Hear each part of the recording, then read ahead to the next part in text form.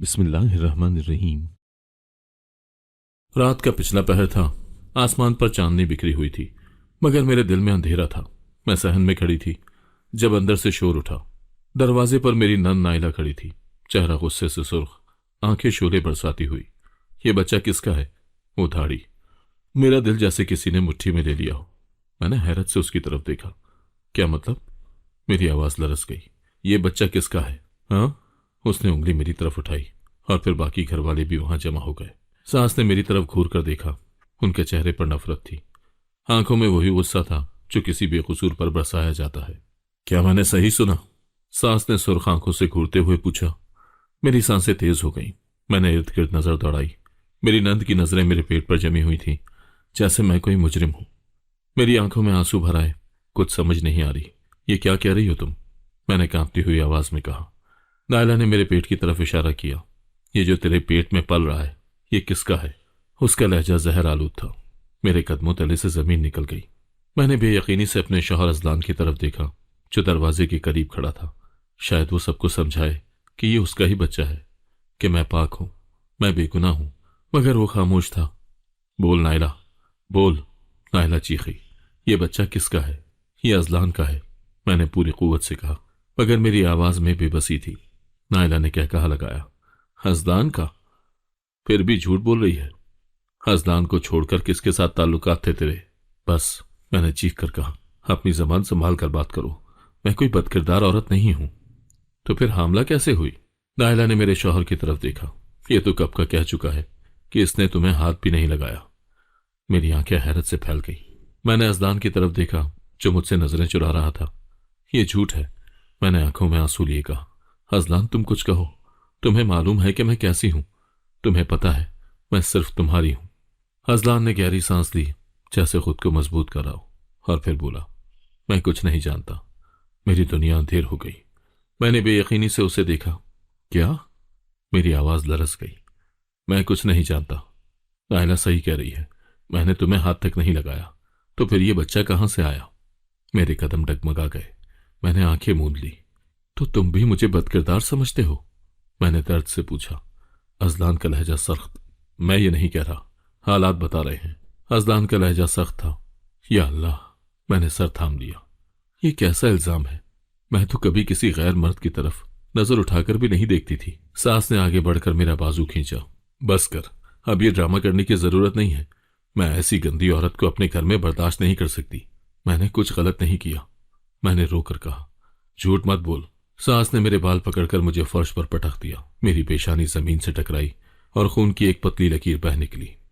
اماں مت مارو اسے، کم از کم ابھی تو نہیں، یہ حاملہ ہے، نائلہ نے مصنوعی ہمدردی سے کہا۔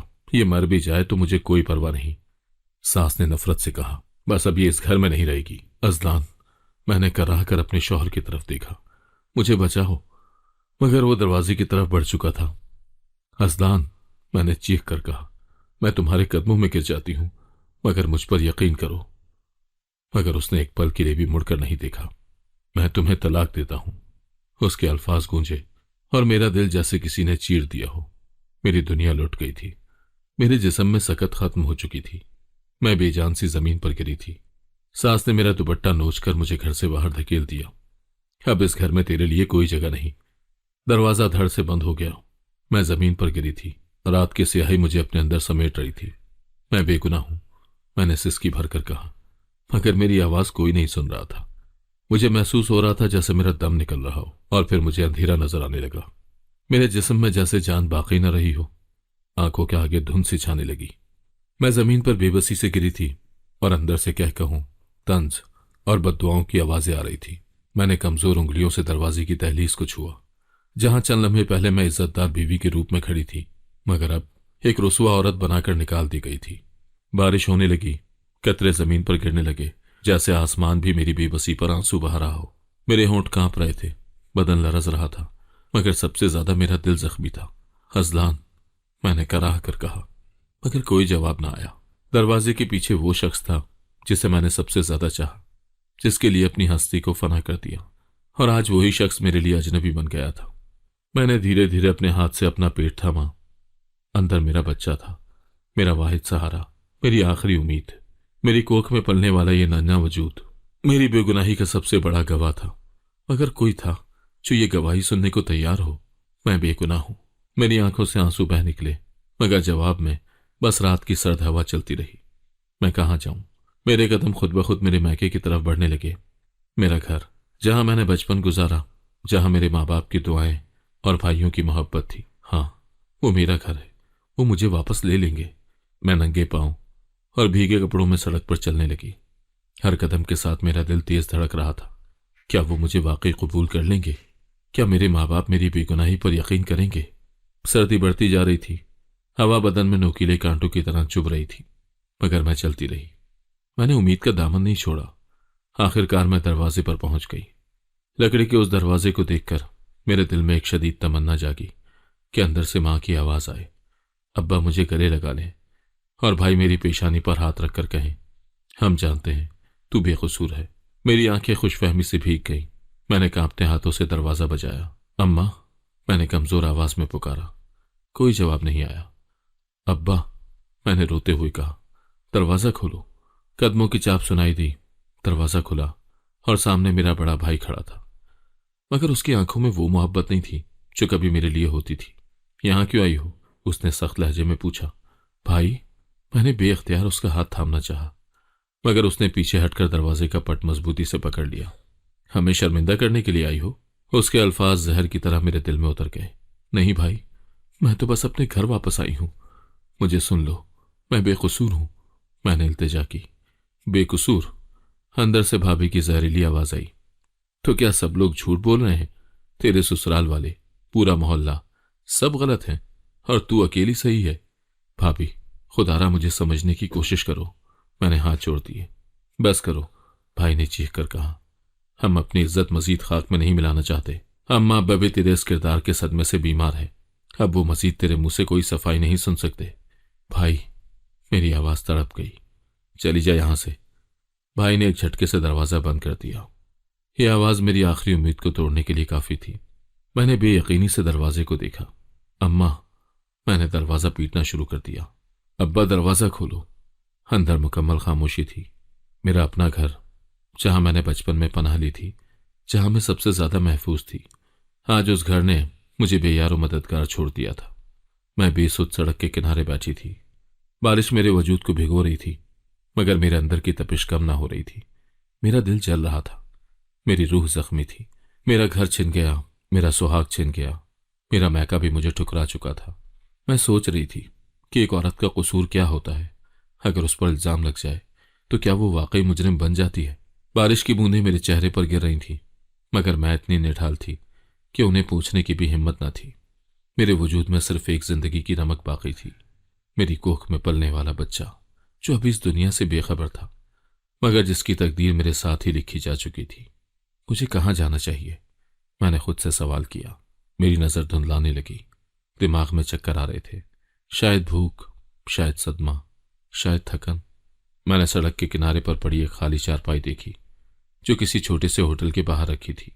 وہاں جا کر بیٹھنا چاہا، مگر جیسے ہی میں آگے بڑھی، ہوٹل کے مالک نے مجھے گھور کر دیکھا اور غصے سے دھاڑا۔ عورت، یہاں کیا کر رہی ہے؟ چل ہٹ یہاں سے۔ میں نے ہونٹ بھینچ لیے۔ میری زبان مزید کچھ کہنے کی ہمت ہی نہ کر سکی۔ میں نے وہاں سے قدم بڑھا دیے۔ کئی گھنٹے بھٹکنے کے بعد نہ جانے کیوں میرے قدم خود بخود اسی در پر جا رکے جہاں سے مجھے دھتکارا گیا تھا۔ کیا پتا، شاید میرا شوہر مان جائے۔ میرے دل میں ایک امید کی آخری کرن جاگی۔ میں نے کانپتے ہاتھوں سے دروازہ بجایا۔ کچھ لمحے کے بعد دروازہ کھلا اور میری سامنے میری ساس کھڑی تھی۔ ان کے چہرے پر نفرت کے واضح آثار تھے۔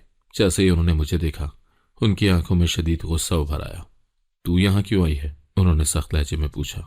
اماں، بس ایک بار ازلان سے بات کروا دیں، وہ ایک بار میری بات سن لے، میں اسے سب کچھ سمجھا دوں گی۔ میں قسم کھاتی ہوں کہ میں بے گناہ ہوں، میں نے گڑ گڑا کر کہا۔ ساس نے میری بات سن کر کہا لگایا، بے گناہ؟ وہ طنزیہ ہنسی۔ بغیرت عورت جس کی کوکھ میں حرام خون پل رہا ہو، وہ بھی اپنے آپ کو معصوم کہہ سکتی ہے؟ اماں، خدا کے لیے میں حلفیہ کہتی ہوں، یہ بچہ ازلان کا ہے، میں نے روتے ہوئے کہا۔ بس، وہ دھاڑی، میری دہلیز پر اس ناپاک زبان سے مت بولو، دفع ہو جاؤ یہاں سے۔ میں کہاں جاؤں؟ میں نے لرزتی آواز میں پوچھا۔ میرا کوئی ٹھکانہ نہیں، یہ میرا مسئلہ نہیں ہے، وہ حکارت سے بولی۔ ہو سکتا ہے تیرے جیسا کوئی اور گندا مرد تجھے پناہ دے دے۔ یہ جملہ سن کر میرے جسم میں خون کھولنے لگا۔ کیسی عورت تھی یہ؟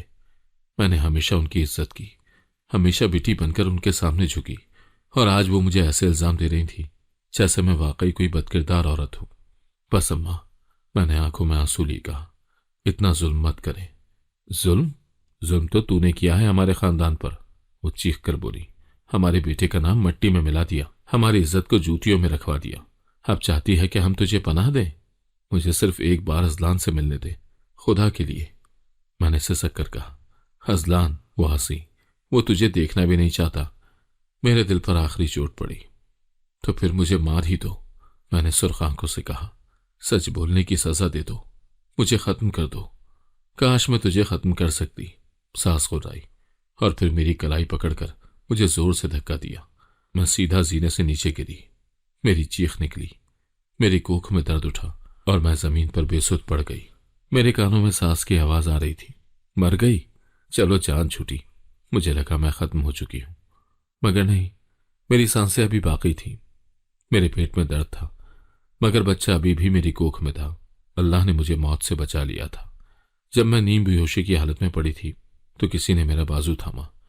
میں نے آنکھیں کھولی، ایک ادھیڑ عمر کی عورت میرے قریب بیٹھی تھی۔ بیٹی یہاں کیا کر رہی ہو؟ اس کے لہجے میں ہمدردی تھی۔ مجھے نہیں پتا، میری آواز کانپ گئی۔ مجھے کسی نے بھی نہیں اپنایا، میں اکیلی ہوں۔ اکیلی؟ اس نے افسوس سے کہا۔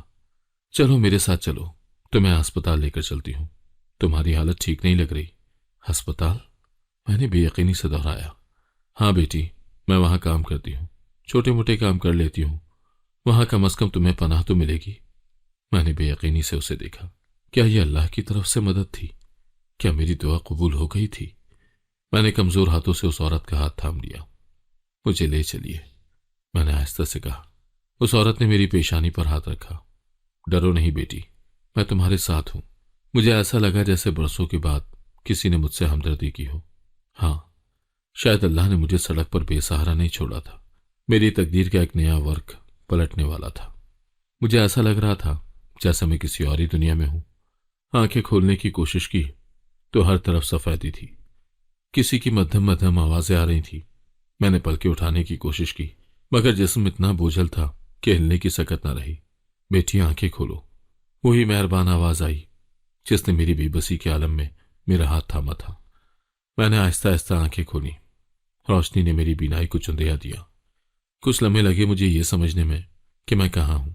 میں کسی ہسپتال کے بیڈ پر لیٹی ہوئی تھی۔ کمرے میں ایک ادھیڑ عمر نرس کھڑی تھی، وہی عورت جس نے مجھے سڑک سے اٹھایا تھا۔ کیسی طبیعت ہے بیٹی؟ نرس نے نرم لہجے میں پوچھا۔ میں نے بولنے کی کوشش کی مگر گلے سے آواز نہ نکلی۔ پانی چاہیے؟ وہ فوراً ایک گلاس لے کر آئی اور میرے لبوں سے لگا دیا۔ ٹھنڈے پانی کی گھونٹ نے میرے اندر کی جلن کو تھوڑا سا کم کیا۔ یہ کون سا ہسپتال ہے؟ میں نے کمزور آواز میں پوچھا۔ سرکاری ہسپتال ہے بیٹی، تمہیں کل رات بے ہوش لایا گیا تھا۔ مجھے سب کچھ یاد آنے لگا۔ ساس کے ہاتھوں دھکے کھانا، زینے سے گرنا، اپنی بے بسی، اپنے شوہر کی بے وفائی، میکے کی بے رخی۔ میرا دل ایک بار پھر دکھ سے بھر گیا۔ میرا بچہ؟ میں نے گھبرا کر پیٹ پر ہاتھ رکھا۔ فکر مت کرو، تمہارا بچہ محفوظ ہے، اللہ نے رحم کر دیا ہے کہ تمہیں زیادہ چوٹ نہیں آئی، نرس نے تسلی دی۔ میں نے سکون کا سانس لیا۔ کم از کم میرا بچہ سلامت تھا، وہی میرا واحد سہارا تھا۔ ازلان آیا تھا؟ میری ساس، میرا شوہر، کیا وہ آئے تھے؟ میں نے بے بسی سے پوچھا۔ نرس نے گہری سانس لی جیسے وہ میری تکلیف کو سمجھ رہی ہو۔ بیٹی، کل جب تمہیں لایا گیا تھا تو میں نے تمہارے شوہر کے گھر اطلاع بھجوا دی تھی، مگر کوئی نہیں آیا۔ میرے دل پر ایک اور چوٹ لگی۔ کوئی بھی نہیں؟ میری آواز پھر آ گئی۔ نہیں بیٹی، نرس نے افسوس سے کہا، وہ کہتے ہیں کہ انہیں تم سے کوئی لینا دینا نہیں ہے۔ میری آنکھوں میں آنسو آ گئے۔ تو کیا میرا شوہر مجھے مرتا ہوا بھی نہیں دیکھنا چاہتا؟ کیا اسے ذرا بھی پرواہ نہیں؟ میں نے روتے ہوئے کہا۔ یہ دنیا بہت ظالم ہے بیٹی، خاص طور پر عورت کے لیے، مگر ہمت نہ ہارو، اللہ سب دیکھ رہا ہے۔ نرس نے میرا ہاتھ دبایا۔ دل میں ایک عجیب سی ضد جاگ اٹھی۔ کیا میرا شوہر اتنا بے حس ہو سکتا ہے؟ کیا وہ واقعی اتنی آسانی سے مجھے چھوڑ سکتا ہے؟ مجھے اس سے بات کرنی ہے۔ میں نے فیصلہ کر لیا۔ نرس نے ہلکی سی مسکراہٹ کے ساتھ سر ہلایا۔ ٹھیک ہے، میں کسی کو بھیجتی ہوں، تم آرام کرو۔ مجھے نہیں معلوم تھا کہ میرا شوہر مجھ سے ملنے آئے گا یا نہیں، مگر میرے اندر کہیں نہ کہیں امید کی ایک چھوٹی سی کرن تھی کہ شاید وہ میری تکلیف دیکھ کر بدل جائے، شاید وہ مجھ پر یقین کر لے، شاید وہ میرا ہاتھ تھام لے۔ چند گھنٹے کے بعد دروازہ آہستہ سے کھلا۔ میں نے دل کی دھڑکن تیز ہوتے محسوس کی۔ اذلان اندر آیا۔ اس کی آنکھوں میں کوئی نرمی نہیں تھی، کوئی ہمدردی نہیں تھی، بلکہ ایک عجیب سا سرد مہر انداز تھا۔ میں نے تڑپ کر اٹھنا چاہا، مگر جسم نے میرا ساتھ نہ دیا۔ اذلان، میری آواز لرز گئی۔ وہ میرے بیٹھ کے قریب آ کر رک گیا۔ اس کی آنکھوں میں اجنبیت تھی۔ کیسی ہو؟ اس نے روکھے لہجے میں پوچھا۔ میری آنکھوں میں آنسو بھر آئے۔ یہ سوال کرنے کے لیے آئے ہو یا میرے مرنے کی خبر لینے؟ میں نے درد سے کہا۔ ایسی باتیں مت کرو۔ اس نے ماتھے پر بل ڈالے۔ تو پھر کیا کروں؟ میں چیخنے کو تھی، مگر میری کمزوری نے مجھے روک دیا۔ اذلان، میں بے قصور ہوں۔ میں نے بے اختیار اس کا ہاتھ تھامنا چاہا، مگر اس نے پیچھے ہٹ کر میرے الفاظ کو نظر انداز کر دیا۔ یہی بات تم پہلے بھی کہہ چکی ہو، اور میں پہلے ہی بتا چکا ہوں کہ میں کچھ نہیں جاننا چاہتا۔ کچھ نہیں جاننا چاہتے؟ میں نے بے یقینی سے اسے دیکھا۔ تم وہی شخص ہو جس کے لیے میں نے اپنی پوری دنیا چھوڑ دی، اور آج تمہیں میرے جینے مرنے کی پرواہ نہیں۔ یہ سب ڈرامے بند کرو زرنش۔ وہ ایک دم سے غصے میں آ گیا۔ تمہیں مجھے یہاں بلانے کا مقصد اگر یہ تھا کہ میں تمہاری مظلومیت پر یقین کر لوں تو معاف کرنا، میں اندھا نہیں ہوں۔ اذلان، میں نے بے بسی سے کہا۔ کیوں؟ آخر کیوں مجھ پر اعتبار نہیں کرتے؟ کیونکہ تم پر تہمت لگی ہے۔ وہ غرایا۔ اور ایک عزت دار مرد کے لیے یہ سب برداشت کرنا آسان نہیں ہوتا، اور تمہاری عزت میری جان سے زیادہ قیمتی ہے، میں نے رو کر کہا۔ اس کا ایک لفظ میرے دل پر برچھی کی طرح لگا۔ مجھے نہیں معلوم کہ تم کہاں جاؤ گی، کس حال میں رہو گی، مگر میں تمہیں اپنی زندگی میں دوبارہ شامل نہیں کر سکتا۔ یہ میرا آخری فیصلہ ہے۔ یہ کہہ کر وہ پلٹا اور دروازے کی طرف بڑھ گیا۔ اذلان، مت جاؤ، میں نے چیخ کر کہا، مگر وہ مڑ کر بھی نہ دیکھ سکا۔ دروازہ زور سے بند ہوا اور میں نے خود کو بالکل تنہا محسوس کیا۔ میرے لیے سب دروازے بند ہو چکے تھے۔ میں نے ہر رشتہ آزما لیا تھا، ہر امید کے دروازے پر دستک دی تھی، مگر ہر جگہ مجھے ٹھوکر ہی ملی تھی۔ میں نے کمبل کے اندر اپنا چہرہ چھپا لیا اور سسک کر رونے لگی۔ میرے سامنے ایک اندھیرا راستہ تھا جس پر مجھے اکیلے ہی چلنا تھا، مگر نہیں، میں ہار نہیں مانوں گی۔ میں اپنی عزت واپس لوں گی، میں اپنی بے گناہی کا ثبوت دوں گی، اور سب سے بڑھ کر میں اللہ کے انصاف کا انتظار کروں گی۔ میں گلی کے نکڑ پر کھڑی تھی، آنکھوں میں امید، دل میں ایک آخری آس۔ یہ وہی راستہ تھا جہاں کبھی میں ننگے پاؤں بھاگتی تھی، وہی دروازہ جہاں میں ماں کی آغوش میں سر رکھ کر روتی تھی، وہی دہلیز جہاں ابا ہر رات دیر سے آ کر بیٹھا کرتے تھے۔ یہ میرا گھر ہے، میں نے خود کو یقین دلایا۔ یہاں میرے اپنے ہیں، مجھے کوئی نہیں ٹھکرائے گا۔ مگر جب میری نظر دروازے پر پڑی تو دل جیسے دھڑکنا بھول گیا۔ دروازے پر تالا پڑا تھا۔ میں نے بے یقینی سے دروازے کو دونوں ہاتھوں سے پکڑا اور ہلایا، جیسے وہ کھل جائے گا، جیسے اندر سے ماں دوڑتی ہوئی آئے گی، مجھے سینے سے لگا لے گی، میرے آنسو پہنچے گی۔ مگر خاموشی تھی، سناٹا تھا، میرا گھر ویران تھا، ماضی بھی مجھے چھوڑ گیا۔ یہ کیا؟ میرے ہونٹ کپ کپائے۔ تبھی ساتھ والے گھر کا دروازہ کھلا اور ایک ادھیڑ عمر عورت باہر نکلی۔ وہ محلے کی پرانی رہائشی تھی۔ مجھے دیکھ کر ٹھٹک گئی۔ ارے زرنش، تو یہاں؟ خالہ، میں اس کی طرف لپکی۔ یہاں تالا کیوں ہے؟ اماں ابا کہاں ہے؟ عورت نے ہمدردی سے میری طرف دیکھا، پھر ادھر ادھر نظریں دوڑائی کہ کہیں کوئی اور تو نہیں سن رہا۔ بیٹی، تمہارے جانے کے بعد تمہارے ماں باپ بہت زیادہ صدمے میں آ گئے تھے۔ لوگوں نے اتنی باتیں کی، تمہارے بھائی کو تانے دیے کہ وہ برداشت نہ کر سکے۔ وہ لوگ اپنا سب کچھ بیچ کر یہاں سے کہیں اور چلے گئے۔ کہاں گئے؟ میں نے بے چینی سے پوچھا۔ یہ تو کسی کو نہیں معلوم۔ وہ تمہارا نام لینا بھی نہیں چاہتے تھے، کہتے تھے کہ وہ کسی زرنش کو نہیں جانتے۔ میرے قدم ڈگمگائے۔ میرا اپنا گھر بھی مجھ سے چھن گیا تھا۔ محلے والوں کی نفرت۔ میں دہلیز پر بیٹھ گئی، اپنی بکھری ہوئی دنیا کے ملبے میں۔ آنکھوں سے آنسو بہتے رہے، مگر کوئی نہیں تھا جو انہیں صاف کرتا، کوئی نہیں تھا جو میرے دکھ میں شریک ہوتا۔ تبھی محلے کے کچھ لوگ میرے گرد جمع ہونے لگے۔ یہ تو وہی ہے نا جس کے بارے میں سب باتیں ہو رہی تھیں؟ ہاں، سنا ہے اس کا شوہر بھی اسے چھوڑ چکا ہے۔ استغفر اللہ، گھر سے نکال دیا، مطلب کچھ نہ کچھ گڑبڑ تو ہوگی ہی نا۔ میرے جسم میں جھجھری دوڑ گئی۔ میں نے نظریں جھکا لی۔ اے لڑکی، یہاں بیٹھے رہنے کا ارادہ ہے کیا؟ ایک عورت نے طنزیہ کہا۔ یہ تیرے لیے کوئی سرائے نہیں ہے جہاں آ کر بیٹھ گئی ہے، چل ہٹ یہاں سے، ایک مرد نے غصے سے کہا۔ یہ شریفوں کا محلہ ہے، بد چلن عورتوں کی کوئی جگہ نہیں ہے۔ یہ سنتے ہی میرے اندر کچھ ٹوٹ گیا۔ بدچلن؟ یہ وہی محلہ تھا جہاں میں نے اپنی زندگی گزاری تھی، اور آج یہ وہی لوگ تھے جو مجھے گناہگار قرار دے رہے تھے۔ میں نے آخری بار اپنے دروازے کو دیکھا اور پھر وہاں سے ہمیشہ کے لیے چل دی۔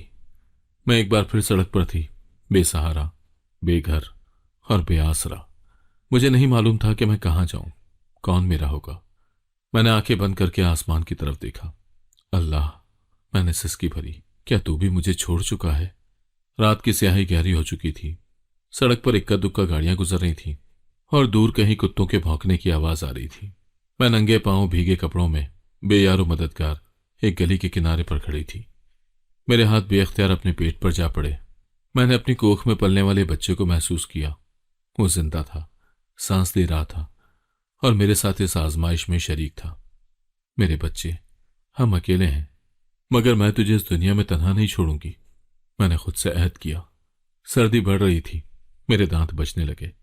میں نے دوپٹے کو اپنے گرد لپیٹنا چاہا، مگر وہ بھیگی ہوئی تھی۔ تبھی ایک آواز سنائی دی، یہاں کیوں بیٹھی ہے؟ میں نے گردن اٹھائی تو دیکھا ایک رکشا رک گیا تھا۔ اس میں بیٹھا ایک مرد مجھے عجیب نظروں سے گھور رہا تھا۔ کہاں جانا ہے؟ اس نے معنی خیز مسکراہٹ کے ساتھ پوچھا۔ میرے بدن میں خوف کی ایک لہر دوڑ گئی۔ نہیں، میں کہیں نہیں جانا چاہتی، میں نے کپ کپاتی آواز میں کہا۔ تو پھر یہاں بیٹھی کیا کر رہی ہے؟ وہ رکشے سے اتر آیا۔ اس کی آنکھوں میں درندگی تھی جسے دیکھ کر میرا دل زور زور سے دھڑکنے لگا۔ چل، میں چھوڑ دیتا ہوں تجھے کسی اچھی جگہ۔ اس نے میرا بازو پکڑنے کے لیے ہاتھ بڑھایا۔ نہیں، میں نے چیخ کر پیچھے ہٹنے کی کوشش کی، مگر زمین پر بیٹھے ہونے کی وجہ سے زیادہ دور نہ جا سکی۔ ہاں، اتنی خوبصورت عورت اکیلی ہو اور کہتی ہو کہ کہیں نہیں جانا، یہ کیسے ہو سکتا ہے؟ اس نے کہا لگایا۔ میری آنکھوں میں آنسو بھر آئے۔ خدا کے لیے مجھے جانے دو، میں نے التجا کی۔ یہاں سڑک پر پڑی رہو گی تو کوئی نہ کوئی آدمی ہی تجھے اٹھا کر لے کر جائے گا۔ میرے رونگٹے کھڑے ہو گئے۔ دفع ہو جاؤ یہاں سے، میں نے پوری قوت سے چیخ کر کہا۔ اس نے آگے بڑھنے کی کوشش کی، مگر اچانک گلی کے نکڑ سے ایک عورت کی آواز آئی، اوئے، کیا کر رہا ہے تو؟ ہٹ یہاں سے۔ وہ شخص رک گیا۔ میں نے جلدی سے نظر اٹھا کر دیکھا۔ وہ ایک ادھیڑ عمر عورت تھی جس کا چہرہ سخت مگر آنکھوں میں کسی حد تک ہمدردی تھی۔ جا یہاں سے، ورنہ تجھے کتے کی طرح بٹواؤں گی۔ وہ عورت تھاڑی۔ وہ مرد بڑبڑاتا ہوا واپس اپنے رکشے میں بیٹھا اور وہاں سے نکل گیا۔ میری جان میں جان آئی۔ وہ عورت میرے قریب آئی اور مجھے اوپر سے نیچے تک غور سے دیکھنے لگی۔ کون ہو تم؟ اور یہاں اس وقت کیوں بیٹھی ہو؟ میں نے کانپتے ہوئے اپنے آنسو صاف کیے اور لرزتی آواز میں کہا، میرے پاس کہیں اور جانے کی کوئی جگہ نہیں تھی۔ عورت نے گہری سانس لی۔ چلو میرے ساتھ آؤ۔ میں نے حیرت سے اسے دیکھا۔ کہاں؟ یہاں ایک یتیم خانہ ہے، میں وہاں کام کرتی ہوں۔ آج رات کے لیے تمہیں پناہ دے سکتی ہوں، مگر اس کے بعد تمہیں کچھ نہ کچھ سوچنا ہوگا کہ کہاں جانا ہے۔ میں نے بے یقینی سے اس کی طرف دیکھا۔ کیا واقعی دنیا میں ابھی کچھ اچھے لوگ باقی تھے؟ میرے پاس اور کوئی راستہ نہیں تھا۔ میں نے آہستہ سے سر ہلایا۔ وہ مجھے اپنے ساتھ لے کر چل پڑی۔ یتیم خانے کی عمارت پرانی مگر مضبوط تھی۔ اندر داخل ہوتے ہی مجھے ایک عجب سا سکون محسوس ہوا۔ کمرے میں چند عورتیں اور بچے موجود تھے جو کمبل لپیٹے بیٹھے تھے۔ یہاں آرام کرو۔ اس عورت نے مجھے ایک چارپائی پر بیٹھنے کا اشارہ کیا۔ آپ کا نام کیا ہے؟ میں نے ممنون لہجے میں پوچھا۔ نسرین، وہ سنجیدگی سے بولی۔ میں یہاں چھوٹے موٹے کام کرتی ہوں۔ نسرین باجی، میں آپ کی احسان مند ہوں۔ میری آنکھیں بھر آئیں۔ یہ احسان نہیں، انسانیت ہے، وہ دھیرے سے بولی۔ رات کو میں نے ایک عرصے کے بعد سکون کی نیند لی۔ صبح جب آنکھ کھلی تو نسرین باجی میرے پاس بیٹھی تھی۔ اچھا سنو، اگر تم واقعی اپنے پیروں پر کھڑا ہونا چاہتی ہو تو میں تمہیں ایک جگہ کام دلوا سکتی ہوں۔ کہاں؟ میں نے بے یقینی سے پوچھا۔ ہسپتال میں، صفائی کا کام ہے۔ تھوڑا مشکل ہوگا مگر کم از کم تم سڑک پر بھٹکنے سے بچ جاؤ گی۔ میں نے آنکھیں بند کی اور اللہ کا شکر ادا کیا۔ صبح کی ہلکی روشنی کھڑکی سے اندر آ رہی تھی۔ پرندے چہچہا رہے تھے اور باہر زندگی اپنے معمول پر لوٹ رہی تھی، مگر میری زندگی، وہ تو ابھی تک بکھری ہوئی تھی۔ میں نے آہستہ آہستہ آنکھیں کھولی تو نسرین باجی کو اپنے قریب بیٹھا پایا۔ کیسی طبیعت ہے؟ ان کی آواز میں ہمدردی تھی۔ پہلے سے بہتر ہوں، میں نے کمزور آواز میں جواب دیا۔ نسرین باجی نے گہری سانس لی جیسے کچھ سوچ رہی ہوں، پھر انہوں نے میرا ہاتھ تھام لیا۔ زرنش، میں جانتی ہوں کہ تم بہت مشکل وقت سے گزر رہی ہو، مگر یہ دنیا رحم نہیں کھاتی۔ تمہیں ہمت سے کام لینا ہوگا، اپنے پیروں پر کھڑا ہونا ہوگا۔ میں نے بے بسی سے کہا، مگر میں کیا کر سکتی ہوں؟ میرے پاس نہ تو پیسے ہیں، نہ رہنے کی جگہ، نہ کوئی سہارا، اسی لیے میں تمہیں ایک موقع دینا چاہتی ہوں، نسرین باجی نے سنجیدہ لہجے میں کہا۔ یہاں قریب ایک سرکاری ہسپتال ہے، میں وہاں صفائی کا کام کرتی ہوں، اگر تم چاہو تو میں تمہیں بھی وہاں کام دلوا سکتی ہوں۔ میں نے حیرت سے ان کی طرف دیکھا۔ ہسپتال میں؟ مگر میں نے ہچکچاہٹ سے کہا، کیا وہ لوگ مجھے کام دے دیں گے؟ تم محنت کرو گی تو ضرور دے دیں گے، انہوں نے حوصلہ دیا۔ یہ کوئی بہت بڑی نوکری نہیں ہے، بس ایک چھوٹا سا کام ہے، مگر کم از کم تم سڑک پر بھٹکنے سے بچ جاؤ گی۔ میں نے سوچ میں پڑ کر اپنے ہاتھوں کو دیکھا۔ کل تک یہ ہاتھ سونے کے کنگنوں سے سجے تھے، نرم گداز زندگی گزار رہے تھے، مگر میں کر بھی کیا سکتی تھی؟ زندگی نے میرے لیے کوئی اور راستہ چھوڑا ہی نہیں تھا۔ میں نے آہستہ سے سر ہلایا۔ میں یہ کام کرنے کے لیے تیار ہوں۔ شام کو نسرین باجی مجھے ہسپتال لے گئی۔ یہ ایک سرکاری ہسپتال تھا، بڑا رش سے بھرا ہوا تھا۔ تیمارداروں کی فریادیں اور ڈاکٹرز کی مصروفیت ہر طرف بکھری ہوئی تھی۔ میں نے گھبرا کر چاروں طرف دیکھا۔ نسرین باجی مجھے ایک بوڑھی نرس کے پاس لے گئی، جنہیں سب میں زاہدہ کہہ کر بلاتے تھے۔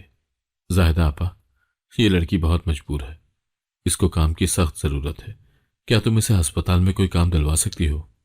نسرین باجی نے کہا۔ مس زاہدہ نے مجھے اوپر سے نیچے تک دیکھا۔ ان کی نظریں تیز تھیں، جیسے میرے اندر تک جھانک رہی ہوں۔ نام کیا ہے تمہارا؟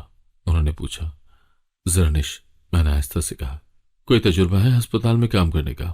نہیں، مگر میں سیکھ سکتی ہوں۔ مس زاہدہ نے چند لمحے سوچا، پھر بولی، ٹھیک ہے، شروع میں تمہیں صفائی کے کام میں لگائیں گے۔ اگر تم نے ایمانداری اور محنت دکھائی تو شاید بعد میں تمہیں نرسنگ بھی سکھا سکے۔ مجھے منظور ہے، میں نے بے اختیار کہا۔ اور یوں میرا ہسپتال میں پہلا دن شروع ہوا۔ یہ کام آسان نہیں تھا۔ میں نے جھاڑو پکڑی، فرش صاف کیا، مریضوں کے کمروں کو ترتیب دیا۔ پہلے پہل لوگوں کی نظریں عجیب لگی۔ یہ وہی زرنش ہے جسے کبھی لوگ عزت دار خاندان کی بہو کہتے تھے، مگر میں نے کسی کی پرواہ نہ کی۔ جب رات ہوئی تو میری کمر دکھنے لگی، ہاتھوں میں تھکن بھر گئی، مگر میں نے ایک پل کے لیے بھی شکایت نہیں کی۔ یہ کام مشکل ہے، مگر میں پیچھے نہیں ہٹوں گی۔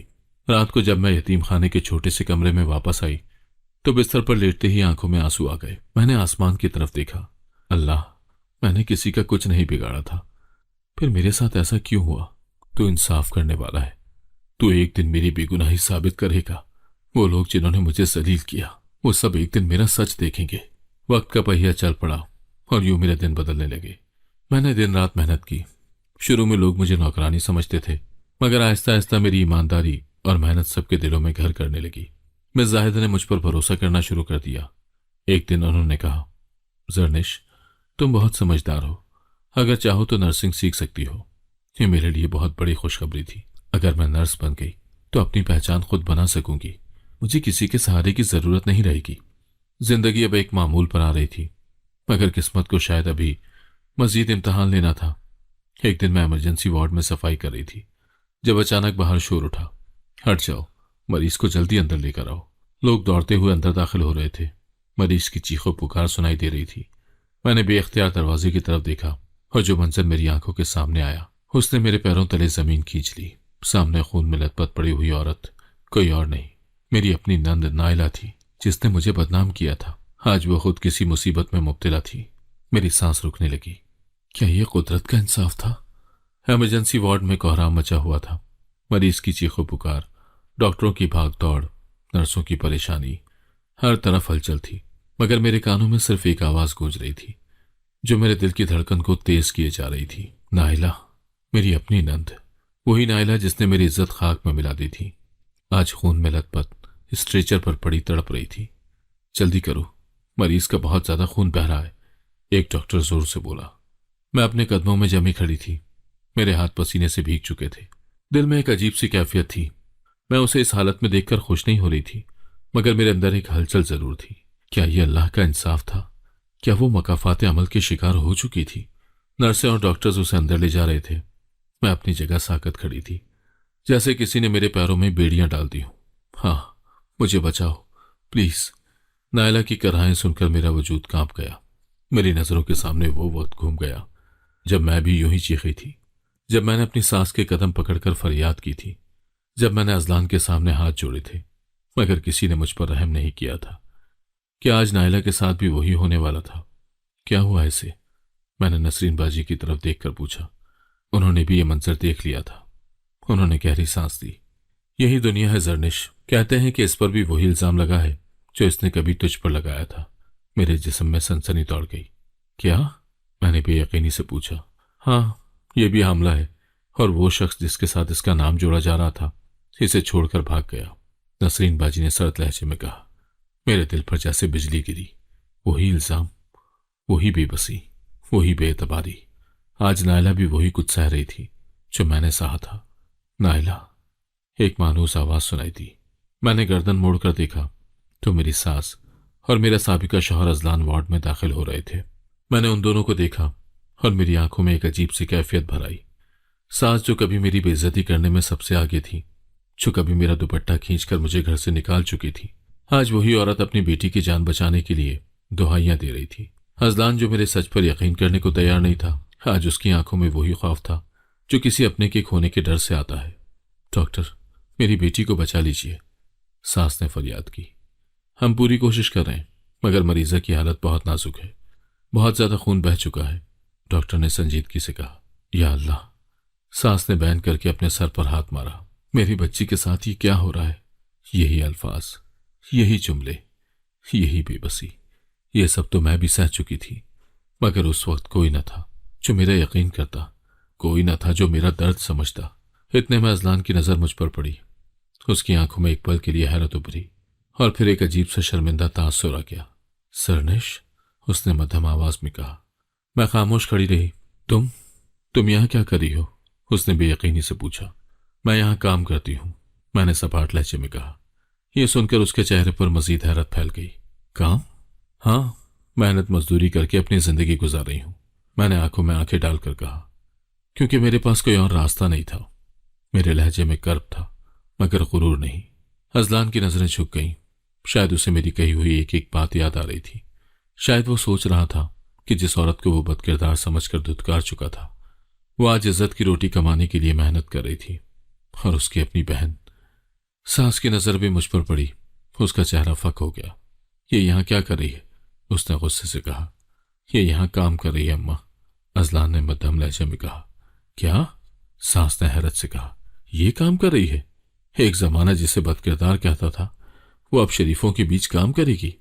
مجھے اس کے الفاظ پر حیرانی نہیں ہوئی مگر دکھ ضرور ہوا۔ ہاں ماں، میں کام کر رہی ہوں، میں نے سنجیدگی سے کہا، اور آج میں ہی وہ ہوں جو تمہاری بیٹی کی جان بچانے میں مدد کر سکتی ہے۔ ساس کے چہرے کا رنگ بدل گیا۔ نائلہ؟ نہیں، تم نائلہ کو ہاتھ نہیں لگاؤ گی، وہ غرائی۔ میں نے ٹھنڈی سانس لی۔ دیکھو بی بی، یہاں میں نرس ہوں، تمہاری بہو نہیں، میں نے تلخی سے کہا، اور میرا کام کسی کو سہارا دینا ہے، چاہیے وہی لوگ ہوں جنہوں نے مجھے دھتکار دیا ہو۔ سانس خاموش ہو گئی۔ نائلہ زندگی اور موت کی کشمکش میں تھی۔ ڈاکٹرز اپنی پوری کوشش کر رہے تھے مگر اسے خون کی اشد ضرورت تھی۔ اگر فوراً خون نہ ملا تو ہم اسے نہیں بچا پائیں گے، ایک ڈاکٹر نے کہا۔ اے پازیٹیو اس کے خون کا گروپ ہے۔ او خدایا، ساس نے بے بسی سے کہا، یہ گروپ تو بہت کم لوگوں کا ہوتا ہے، ہم کیا کریں گے؟ میرا خون لے لو، میں نے فوراً کہا۔ سب حیرت سے مجھے دیکھنے لگے۔ تم اپنا خون دو گی؟ ازلان نے چونک کر پوچھا۔ ہاں، میں نے مضبوط لہجے میں کہا، کیونکہ میں نائلہ کے لیے بدلہ لینے نہیں آئی، میں اللہ کا انصاف دیکھنے آئی ہوں۔ ساس مجھے دیکھتی رہ گئی۔ شاید وہ سوچ رہی تھی کہ جس عورت کو انہوں نے دھتکار دیا وہی آج ان کی سب سے بڑی مدد کر رہی تھی۔ میں نے اپنا خون دیا اور نائلہ کو ٹرانسفیوژن لگا دیا گیا۔ کچھ گھنٹوں کے بعد ڈاکٹر باہر آیا۔ اب وہ خطرے سے باہر ہے۔ ساس نے سجدہ کر لیا۔ ازلان نے شکر ادا کیا مگر میں نے کچھ نہیں کہا، بس ایک نظر آسمان کی طرف اٹھائی اور مسکرا کر کہا، اللہ، میں نے سب کچھ تیرے حوالے کر دیا تھا اور تو نے میرا انصاف کر دیا۔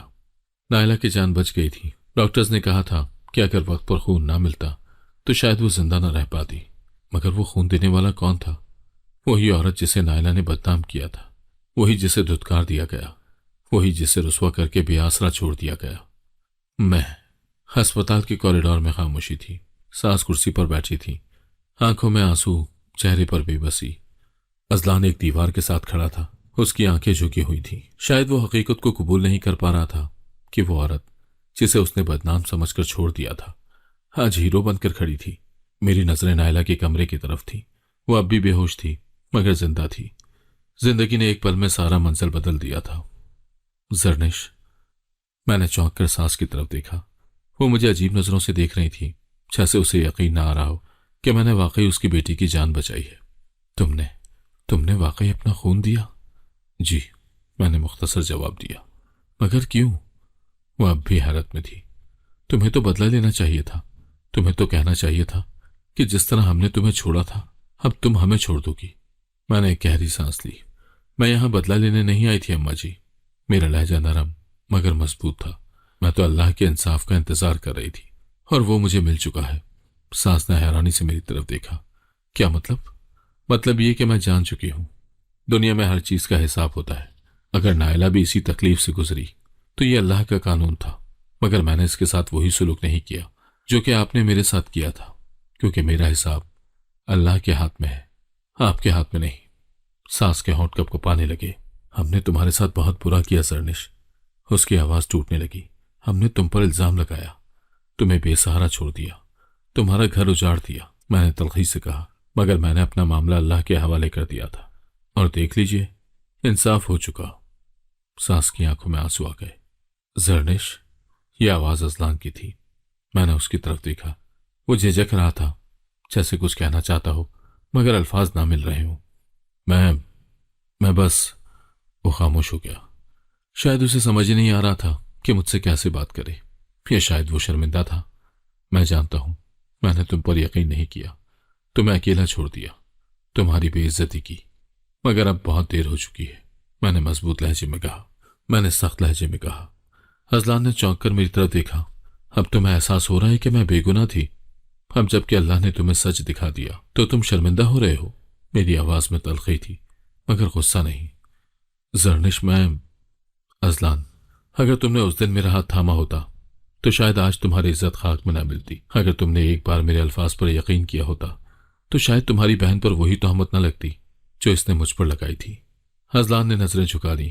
وہ کچھ نہیں کہہ سکا۔ میرا راستہ الگ تھا۔ زرنش، اب تم کہاں جاؤ گی؟ ساس نے سوال کیا۔ جہاں میری محنت مجھے لے جائے گی، میں نے سکون کا جواب دیا۔ اب میں کسی پر بوجھ نہیں بنوں گی، نہ کسی سے سہارا مانگوں گی۔ ساس کے ہونٹ کانپنے لگے، جیسے وہ کہنا چاہتی ہوں، واپس آ جاؤ، ہم تمہیں اپنا لیں گے۔ مگر میں نے اسے موقع ہی نہ دیا۔ میں نے آخری بار ازلان کو دیکھا اور پھر ساس کی طرف دیکھا اور کہا، میں جا رہی ہوں اور اب پیچھے مڑ کر نہیں دیکھوں گی۔ اور پھر میں وہاں سے چلی گئی، ہمیشہ کے لیے۔ ہسپتال سے نکلتے وقت میں نے آسمان کی طرف دیکھا۔ یا اللہ، میں نے خود کو تیرے سپرد کیا تھا اور تو نے میرا انصاف کر دیا۔ اب میں بے سہارا نہیں تھی، اب میں کمزور نہیں تھی۔ اب میں جان چکی تھی کہ عورت کی سب سے بڑی طاقت اس کا صبر ہے، اور جب وہ اپنا معاملہ اللہ پر چھوڑ دیتی ہے تو دنیا کی کوئی طاقت اسے ہرا نہیں سکتی۔ زندگی عجیب ہے، وقت بدل جاتا ہے، چہرے بدل جاتے ہیں، رشتے بدل جاتے ہیں، مگر جو چیز نہیں بدلتی وہ اللہ کا انصاف ہے۔ 3 سال پہلے میں ایک بے یار و مددگار عورت تھی جس کے اپنوں نے اسے دھتکار دیا تھا، مگر آج میں ایک کامیاب نرس، اپنے پیروں پر کھڑی، اپنے بیٹے کی پرورش کرنے والی ایک مضبوط ماں۔ ہاں، میں نے ہار نہیں مانی۔ اس دن میں ہسپتال کے ایک وارڈ میں دوائی دے رہی تھی جب اچانک ایک مانوس آواز سنائی دی، زرنش۔ میں نے گردن موڑ کر دیکھا اور میرے ہاتھ میں پکڑی دوا کی شیشی تقریباً گرنے لگی۔ میرے سامنے ازلان کھڑا تھا، 3 سال بعد، وہی چہرہ، مگر اب پہلے جیسا غرور نہیں تھا۔ آنکھوں میں پچھتاوے کی پرچھائیاں تھیں، جیسے وہ مجھ سے کچھ کہنا چاہ رہا ہو۔ میں نے نظریں جھکا کر اپنا کام جاری رکھا، جیسے اسے پہچانا ہی نہ ہو۔ زرنش، میں تم سے بات کرنا چاہتا ہوں، اس نے التجا کی۔ میری ڈیوٹی ہے، میرے پاس وقت نہیں، میں نے سرد لہجے میں کہا۔ پلیز، بس ایک بار میری بات سن لو۔ میں نے گہری سانس لی اور اس کی طرف دیکھا۔ اب کہنے کو باقی کیا رہ گیا ہے؟ میں نے سنجیدگی سے پوچھا۔ زرنش، میں بہت شرمندہ ہوں۔ اس کی آواز بوجھل ہو گئی۔ میں نے تمہاری بے گناہی پر یقین نہیں کیا، تمہیں چھوڑ دیا، اور اب جب میری بہن پر وہی الزام لگا تب جا کر مجھے احساس ہوا کہ میں نے کیا کھو دیا۔ میں خاموش رہی۔ میں روز اللہ سے دعا کرتا تھا کہ ایک موقع ملے تم سے معافی مانگنے کا، تمہیں واپس اپنی زندگی میں لانے کا۔ واپس؟ میں طنزیہ ہنسی۔ ازلان، وہ وقت گزر چکا۔ میں نے بہت پہلے ہی فیصلہ کر لیا تھا کہ پیچھے مڑ کر نہیں دیکھوں گی۔ لیکن زرنش، ہم پھر سے ایک ہو سکتے ہیں، اس نے امید سے کہا۔ تم میرے ساتھ چلو، ہم اپنی زندگی دوبارہ شروع کریں گے۔ میں نے کچھ لمحے اسے دیکھا، پھر دھیرے سے مسکرا دی۔ فیصلہ میرا تھا ازلان، اور میں نے فیصلہ کر لیا ہے۔ کہ میں تمہیں کبھی معاف نہیں کروں گی۔ ازلان کی آنکھوں میں حیرت اور تکلیف ابھری۔ ازلان کی آنکھوں میں پچھتاوے کے سائے گہرے ہو رہے تھے۔ وہ بے بسی سے میرے سامنے کھڑا تھا، مگر اس کی حالت مجھ پر کوئی اثر نہیں ڈال رہی تھی۔ زرنش میں نے سب کچھ کھو دیا۔ میری بہن تباہ ہو گئی، میری بہن تنہا رہ گئی، اور وہی سب ہوا اس کے ساتھ جو ہم نے تمہارے ساتھ کیا تھا۔ تم پر تو صرف الزام تھا، لیکن میری بہن نے تو ہمیں کہیں منہ دکھانے کے لائق نہیں چھوڑا۔ اب اس کی دماغی حالت بھی ٹھیک نہیں۔ میری ماں بیمار ہے، اس کی آواز ٹوٹ رہی تھی۔ میں اب اولاد کے لیے ترس رہا ہوں، مگر شاید اللہ مجھ سے ناراض ہے۔ اس کی آنکھیں نم ہو گئی۔ میری دوسری بیوی مجھ سے طلاق لے چکی ہے۔ میں نے تمہیں تکلیف دی، تم پر بھروسہ نہیں کیا، تمہیں چھوڑ دیا، اور شاید اسی کی سزا بھگت رہا ہوں۔ پلیز مجھے معاف کر دو، تاکہ میرا اللہ بھی مجھے معاف کر دے۔ میں نے گہری سانس لی، آنکھیں بند کی، اور پھر مضبوط لہجے میں کہا، میں نے تمہیں معاف کر دیا ازلان، مگر میری زندگی میں اب تمہاری کوئی جگہ نہیں، اور جو تم نے میرے ساتھ کیا وہ کیا کوئی بھول سکتا ہے؟ میں نے نرم مگر مضبوط لہجے میں کہا، یہی اللہ کا انصاف تھا ازلان۔ مجھے رسوا کرنے والے خود رسوا ہو گئے، اور جنہیں تم نے کمزور سمجھا وہی تمہارے سامنے آج طاقتور بن کر کھڑے ہیں۔ تو کیا تم مجھے کبھی معاف نہیں کرو گی؟ میں نے گہری سانس لی۔ معاف کر دینا اور واپس لوٹ آنا دو الگ چیزیں ہیں ازلان۔ میں نے تمہیں کب کا معاف کر دیا، لیکن اپنی زندگی میں دوبارہ شامل کرنے کا فیصلہ میرا تھا، اور میں نے وہ دروازہ ہمیشہ کے لیے بند کر دیا ہے۔ ازلان کی آنکھیں بھیگ گئیں۔ وہ مزید کچھ کہے بغیر پلٹ گیا، جیسے اس نے جان لیا ہو کہ میں اب اس کی زندگی میں کبھی نہیں آ سکتی۔ شام کو جب میں اپنے بیٹے کے ساتھ پارک میں بیٹھی تھی تو میں نے اسے اپنی گود میں اٹھایا اور اس کی پیشانی پر بوسہ دیا۔ میرے بیٹے، میں نے تیری ماں ہونے کا حق ادا کر دیا۔ ہوا میں ایک عجیب سی خوشبو تھی، جیسے قدرت مجھے جیت کا احساس دلا رہی ہو۔ میں نے آسمان کی طرف دیکھا اور مسکرا کر کہا، اللہ، میں نے خود کو تیرے سپرد کیا تھا اور تو نے میرا انصاف کر دیا۔ اگر آپ کو آج کی کہانی پسند آئی ہے تو ویڈیو کو ضرور لائک کیجیے گا اور اپنے دوستوں کے ساتھ بھی شیئر کیجیے گا، اور ہاں، اگر آپ نے ابھی تک ہمارا چینل سبسکرائب نہیں کیا تو ضرور سبسکرائب کریں۔ ملتے ہیں کل ایک نئی اور دلچسپ کہانی کے ساتھ۔ اللہ حافظ۔